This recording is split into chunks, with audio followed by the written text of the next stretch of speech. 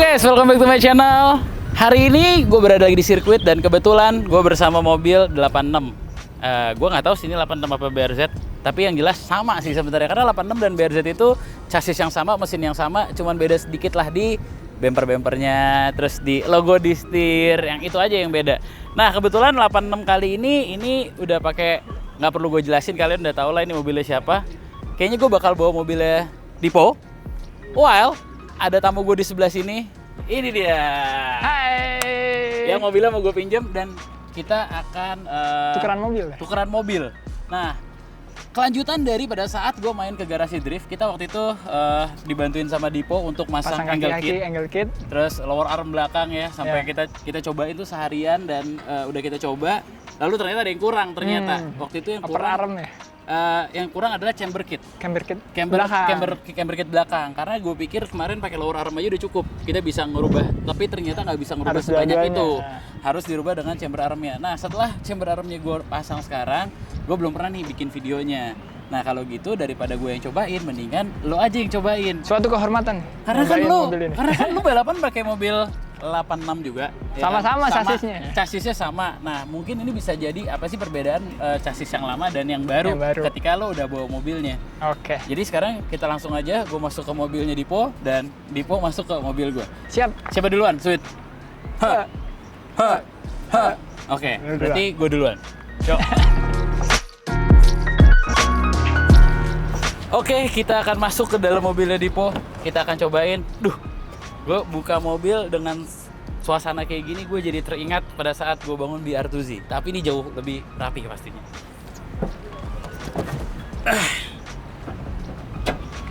Wah. Coba gue masuk dulu, bentar. Ini posisinya ya? Driving positionnya mobilnya Dipo. Ini by the way baru pertama kali lo gue masuk di mobilnya Dipo. Driving positionnya, ini enak banget ya, driving positionnya. Pendek ya, enak ya? Iya, cuman satu yang gue agak kurang ya, si pedal boxnya. Pedal boxnya kurang jauh. Kayaknya kurang ke belakang ya? Karena udah mentok. Oh, udah mentok. Gue salah beli yang masternya di belakang. Lo harusnya yang di bawah ya? Enggak, masternya kan ada yang kepisah di depan, ya? ada yang di belakang gitu. Harusnya kepisah ya? Iya, ini kurang enak lah. Jadi ini kalau diinjek terlalu tegak juga sih. Terlalu tegak, jadi kaki gue nih begini, agak ini. Tapi driving positionnya sih nggak ada bedanya sih. Emang enak banget 86. Iya bener. Sama biar waktu apalagi pas gue bangun biar tuh itu dulu, ini driving positionnya persis kayak gini. Bedanya apa ya waktu itu ya? Oh, dashboardnya udah nggak pakai original gue. Ini masih pakai original dan ini engine cut off-nya di sini. Kayaknya bagus sih bikin di sini biar lebih gampang. Iya, biar sini rapih. Ini nggak ada pencetan-pencetan kayak mobil balap gitu? Sebelah sana. Oh, ini doang? Sebelah sini, sana semua. LMP, lampu. VIP, wiper, dan IPS. Oh, tapi IPS harus dinyalain? Harusnya, gue bikin biar bisa dimatiin sebenarnya. Kalau always on, takutnya aki lagi nggak fresh, starter susah. Iya. Kita coba, ini udah netral ya. Kita coba nyalain. Benar, nyalainnya begini. Wah, keren banget di fieldnya ada tulisan garasi drift. Oke, ntar dulu. Berarti nyalainnya tinggal pencet doang? Di touchscreen, itu belum nyambung. Oh, ini justru belum nyambung. Jadi ini pajangan. Oh, ini nyalainnya di touchscreen ya? Anjay. Keren deh, nyalainnya di touchscreen ya. Oke, kalau gitu kita akan coba mobilnya Dipo.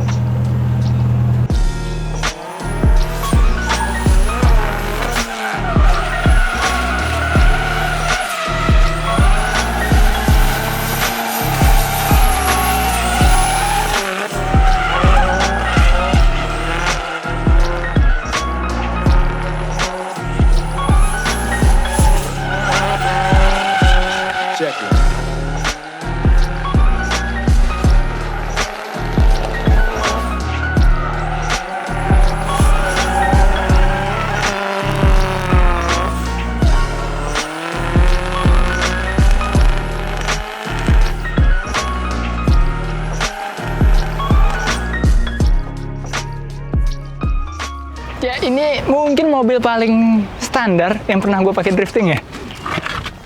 Masuk aja tuh. Coba kita nyalain deh. Oh, harus ninja kopling. Saking standarnya, masih fitur-fitur safety itu masih ada banget deh. Excited sih bawa mobil ini, karena jujur gue pengen banget juga BRZ yang baru atau 86 yang baru. Menurut gue itu mobil sports car yang paling mendekati sama S-Chassis. Makanya nih, standarnya kayak gimana kita harus coba. Jadi Po, ini tuh seru banget. Tadi gue udah cobain mobil lo, sekarang gantian lo cobain mobil gue. Jadi serunya apa? Jadi kemarin waktu acara pas Ngabubu Drift, yang lain pada panas-panasan, kita begini.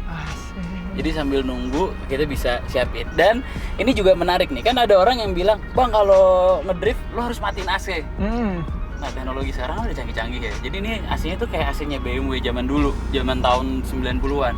Ketika lo ngedrift atau RPM tinggi, dia AC-nya tuh otomatis mati. Oh, jadi emang udah nyesuaiin ya? Jadi bukan matinya bukan karena dia mati dipencet ataupun blowernya mati, tapi aircon-nya yang mati. Ininya ya, kompresornya langsung di offin. Kompresornya langsung di offin, dia kayak bentuknya kayak magnet gitu. Biar jadi nggak kayak beratin. Iya, biar nggak berat. Oh, otomatis ya? Otomatis. Jadi lalu bayangin, lo kan kalau ngantri itu bisa berapa menit gitu ya. Di dalam ada begini, yang lain udah panas-panasan. Ini yang bikin iri sih. Ya udah kalau gitu. Oke, cobain ya. Pakai helm dulu.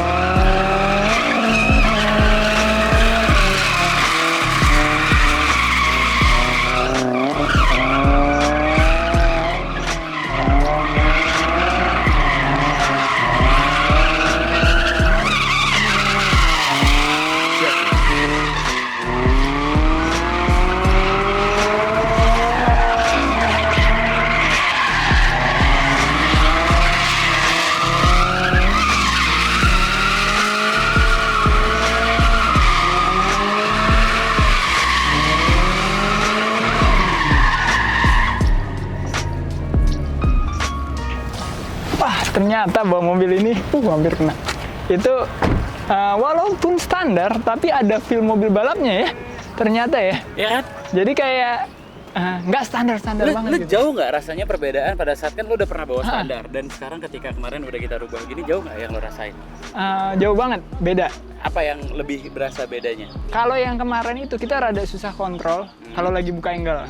Apalagi belokan-belokan lebar ya. Iya. Karena salah dikit, kita nggak ada ruang buat koreksi. Iya, benar. Nah, sekarang karena mungkin kemarin Kazama Auto tuh works banget deh. Iya, Walaupun bentuknya kayak standar ya. Bentuknya kayak standar, bener-bener kayak standar banget bentukannya, cuman memang dia lebih keluar sedikit ya. Dan kebetulan mesennya lebih keluar 2 cm. Jadi kalau 2 cm kebantu sama offset velg bisa lebih kecil. Bisa lebih kecil. Iya, jadi nggak perlu potong white body gitu. Iya. Terus angle sekarang udah enak, switching juga pede ya, dibalikin iya, gitu. Balikin gitu langsung masih kalau dapat. soal gitu. tractionnya, kemarin kita ganti lower traction arm kan. Menurut lu lebih traction nggak dibandingin sebelumnya? Lebih sih. Lebih traction. Lurusan enak. Terus untuk ngejar clipping outer tuh pede. Nah, jadi nggak apa ya, gua nggak pede sih sebenarnya mobil orang. Cuma masih bisa dikejar gitu. Oke. Pertanyaan gue berikutnya. Setuju nggak lo kalau ngedrift ternyata nggak perlu dengan power mesin yang besar? Oh, dari awal udah setuju. Setuju ya? Mobil gua aja nggak gede-gede banget. Ya, itu poinnya. Berarti kita setuju nggak kalau kaki-kaki penting sekali untuk drifting? Itu paling penting. Jadi kalau gue tanya, ketika ada orang yang bangun mobil, mungkin buat teman-teman yang baru mau bangun mobil, mendingan upgrade mesin apa upgrade kaki-kaki? Kaki-kaki. Kalau gue ya. Yang pertama. Pertama kaki-kaki. Oke. Dua jok. Menurut gue jok tuh sangat penting. Karena lo kecil. Karena kalau badannya kayak gue, ya cukup aja. Gue kebuang-buang gitu kalau pakai jok yang nggak pas. Ini masih enak lumayan sih. Ya, ini lumayan enak. Kan? Semi bucket masih enak. Udah, dua itu tuh asal udah enak. Nah, mesin baru belakangan. Baru mesin bisa mengikuti lah sama skill. Nah, jadi buat teman-teman kalau nanya, kan banyak banget lo pasti sering ditanyain dong, Bang, gue mau beli mobil drift yang paling enak apa ya? Apanya tuh? Ya banyak kan orang yang Oh, tanya iya. mau bikin mobil drift paling enak apa ya, mau bangun mobil drift paling enak apa ya. Gue bisa ngejawab sekarang. Yang paling simpel adalah satu, mobil yang pasti nyaman lo pakai, ya kan. Yang kedua, bisa dipakai harian. Karena menurut gue ketika lo pasti bisa pakai bawa buat jalan, berarti kan mobil lo nyetir mobil itu. Iya. Kayak gue nyetir mobil ini udah 4.000 km. That's why gue udah mengenal sekali, udah hafal sekali Iya. sama mobil ini. Lu tahu posisi terdekat kon Bener, gitu gimana di mana? bener. Nah, ketiga menurut gue yang nggak bikin lo susah. Kenapa gue bilang yang nggak bikin lo susah?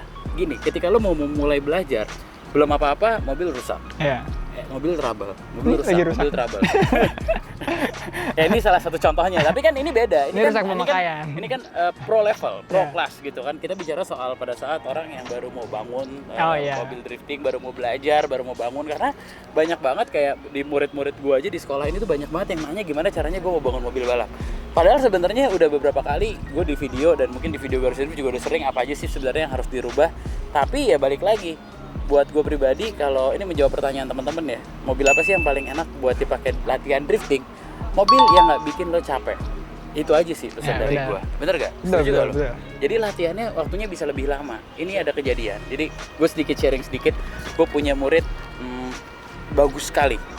Secara skill gue ngelihat individual bagus, tapi pada saat dia bikin mobil 3 kali latihan, 3 kalinya mobilnya nggak pernah perfect gitu. Jadi selalu ada problem. Jadi lo bayangin nggak, udah spend waktu 1 hari buat latihan, uang yang banyak, lalu mereka nggak jadi latihan. Nah dari pengalaman inilah gue mau sharing ke kalian.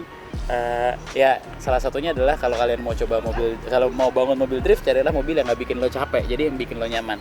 Mungkin pilihan salah satunya adalah saat ini ya, Mobil ini? 86 standar sih menurut gua. Iya, ataupun kalau nggak harus yang baru.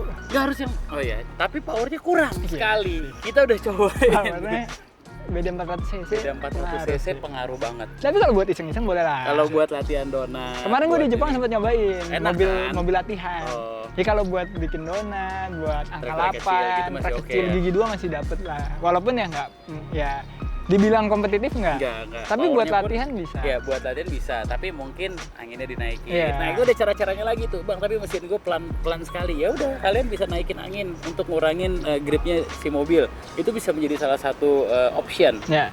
Bahkan gue denger ada salah satu street drifter di Indonesia. Ya lo kasih tahu namanya, gue nggak perlu sebut. Itu gue kalau ngelihat dia punya Instagram, dia bilang, wah tekanan anginnya yang gue pakai adalah 60 psi. Buset. Itu street drifter lo bayangin nggak 60 psi di jalanan. Tapi menurut gue ya nggak dosa juga, itu kan semua resiko kan lo yang tanggung gitu. Tapi itu adalah salah satu cara untuk bikin mobil lo jadi lebih kayak more powerful. Ngakalin power rendah Power rendah. dengan bikin licin ban. Iya, atau kalau mau tambah bikin licin lagi, siram aja sirkuitnya. Siram aja surface-nya jadi lebih licin dan jadi lebih powerful. Tapi Iya. susah dikontrol.